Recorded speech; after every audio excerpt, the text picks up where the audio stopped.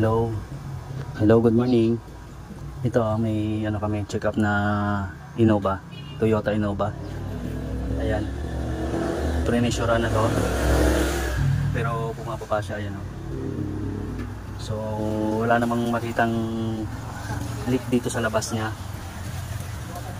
Kaya ang problema niya malamang nasa niya, evaporator yung dito sa harap o kaya yung sa likod.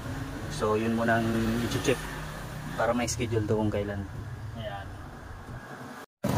So ito guys yung Innova. Ang gagawin namin dito is orderan muna ng evaporator to. So schedule namin to Friday para ma-orderan ng evaporator. Kasi hindi na namin binaklas dahil yung may leak nga siya sa evaporator nga ang leak nito. So pagkatapos namin binakyum kanina, pre-insurean kanina, binakyum ko muna ngayon para magamit muna nila ng pangilang araw. So kakargahan ko muna to ng preyon. So ayan, nakabakyum na yan. Lalagyan ko muna siya ng preyon para para magamit nila ng pangilang araw kasi Tuesday pa lang ngayon, so Friday pa. Dahil orderan muna namin ng evaporator para isang baklasan lang. So ito guys, lagyan ko muna siya ng preyon.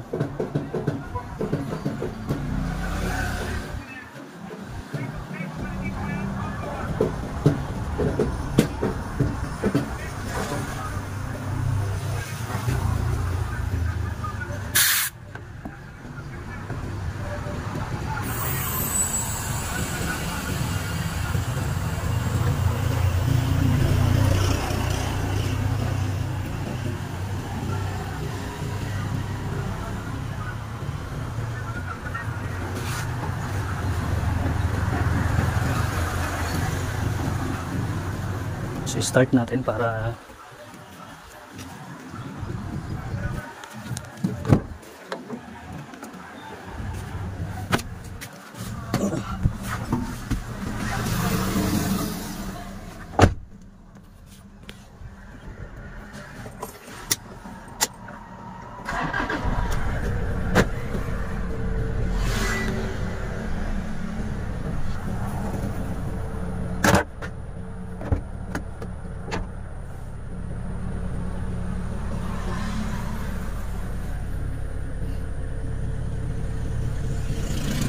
so nangangamoy nga dito ng preyon.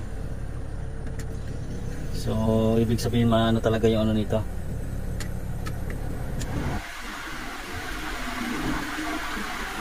Maano yung preyon dito sa evaporator.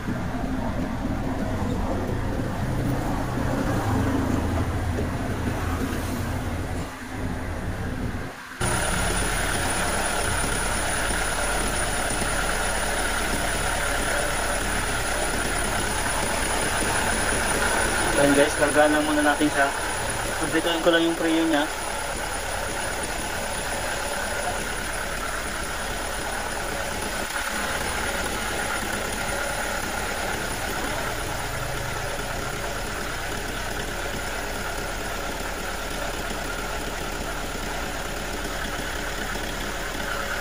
Check din natin yung dual niya, evaporator. Yan.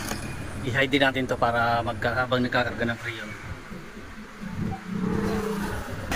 So itong gagawin namin lang muna namin to.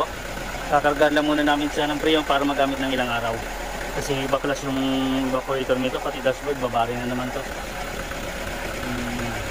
Matagal-tagal na naman babaklasin to, kaya schedule namin to ng Friday.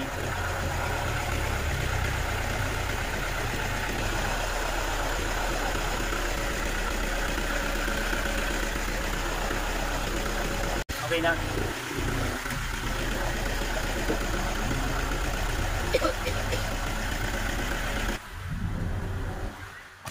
So ayan, testing natin itong kung malamig na. Ayan guys, malamig na siya. Pero nangangamoy talaga preyon dito. So ibig sabihin, talaga to. Dito ang leak niya sa evaporator niya. Kasi malangis yung nito, yung sa may pinaka-drain yung hose, malangis, kaya dito yung namin, findings namin nung saan yung leak niya. Ayan.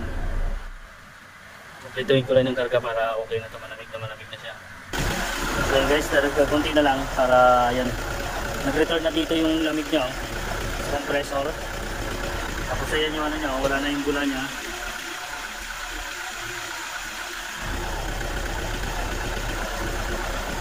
Ayan na guys. Okay na yan. Okay, sarado mo. Ayan. Nag-return na yung lamig niya. Ayan, okay na to. Kompleto na to guys. So ayan, okay na guys. Check din natin tong dual. Ayan. Malamig na ulit pero schedule na lang namin to para sa Friday. Papalitan namin ng evaporator. Ayan guys. So ito guys, okay na to. Salamat. Okay, bye-bye.